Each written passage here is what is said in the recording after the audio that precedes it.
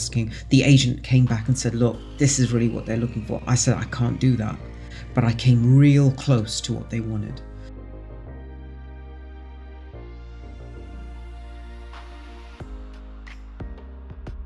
I think I was off by £1,500 basically.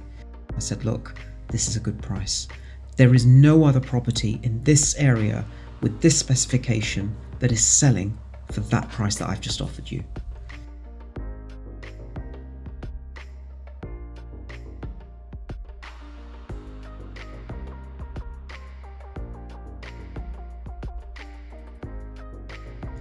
So agent got back to me and said, yeah, deal done. Offer accepted.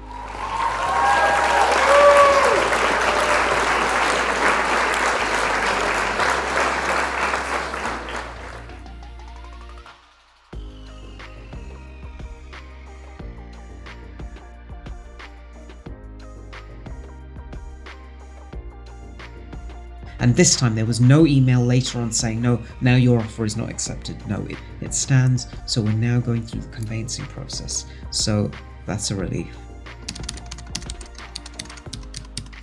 Yes!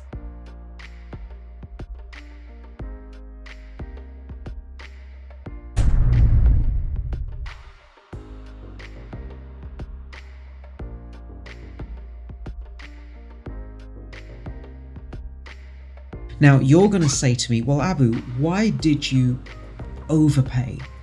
Because if I'm telling you that there's no other property of this spec that's selling for this price, why am I willing to overpay? Right, there's a reason for this. Number one, its location is unbelievable. I'm very good at knowing if a location is good or not. And this location is probably the best on that side of Darlington. So that's number one. Number two, in Darlington, prices are rising ridiculously fast.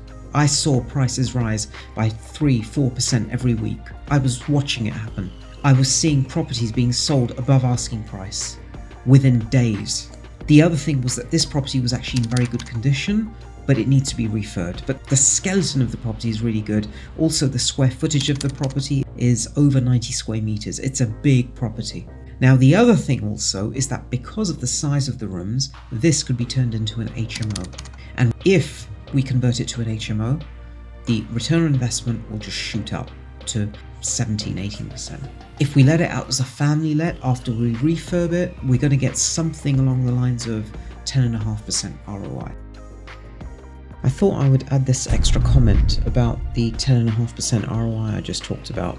Normally, I would actually aim for an ROI of between 15 and 20%. That is a decent ROI, in my opinion. But at present, house prices are so high that a 15% ROI or higher is almost impossible to achieve in the location that I'm looking to buy in. So I have had to compromise by increasing the purchase price, which in turn has lowered the ROI to just over 10%.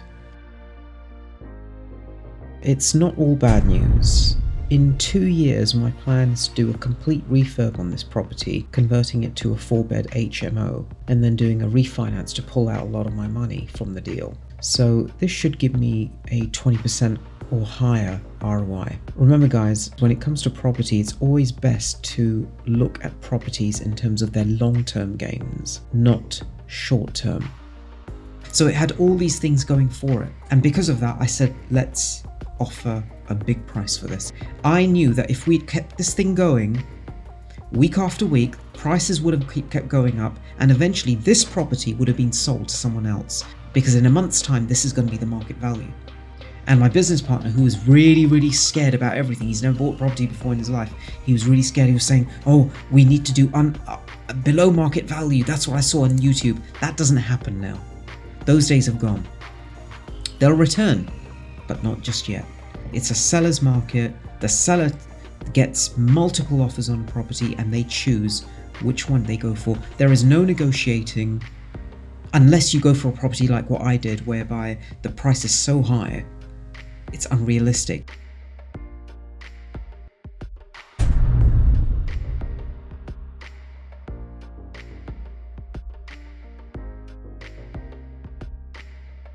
There are going to be some key take-home points for anyone wanting to buy a property pretty much anywhere in England now. It's not just the northeast, it's anywhere. Number one, it's a seller's market.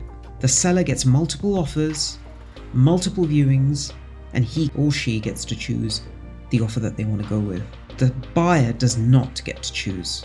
There is no negotiating unless you get a property that is ridiculously, outrageously priced, in which case you can negotiate a little. But generally speaking, that's not happening. Generally speaking, you are having to pay over asking price. The other thing is that agents, a lot of them are not even answering your phone. They don't bother because they've got so much interest coming in on some of the properties. They don't have to. A friend of mine is looking for a property in East London. He's seeing a property listed on Rightmove. He phones them up and the agent says, we've already had 100 phone calls about this property in the last hour. How crazy is that? I don't know of any areas where prices are falling or suppressed. The market is bubbling everywhere. There was an article recently in Wales. There is a block of houses being built. So there was a queue of people waiting to pay a deposit to get on the waiting list for a property that has not yet been built. These people actually camped out at night, and then in the morning when the office opened, they're at the front of the queue and they say, yes, here's my money, here's my bank details, here's my check, put me down on the list, I want that unit. Off plan. 13 houses have sold in less than 3 hours after dozens of people slept outside an estate agent to bid for new homes in Aberdare. Up to 30 people arrived at Bidnock Cook on Thursday with chairs, blankets and Prosecco, that's wine, preparing for a long wait. Estate agent Gavin Williams said he had never seen buyers queue overnight in his professional life.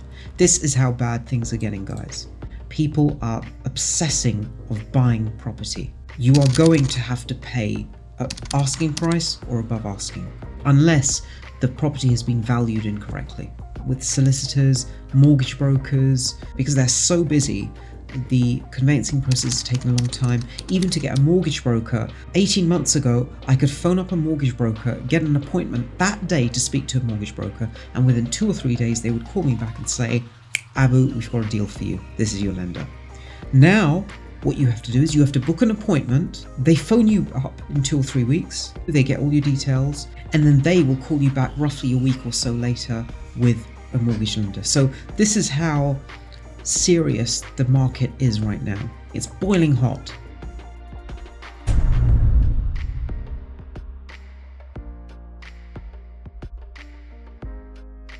So there you have it, guys. We've been through what happened in my life over the last 7 to 8 weeks, and I hope you learnt something from this.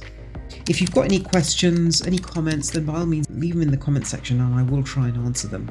I do know a lot about the current property market. There's a lot of YouTubers out there who are still talking about below market value and thinking that the market is like it was, say, 6 or 9 months ago, and it's not. It's changed completely. There are some very experienced YouTubers who think that there's going to be a market crash this year, and I don't see there being a market crash, but that'll be a discussion for another day. But guys, as always, if you can like and subscribe, that will be much appreciated, and I shall see you in another video very soon.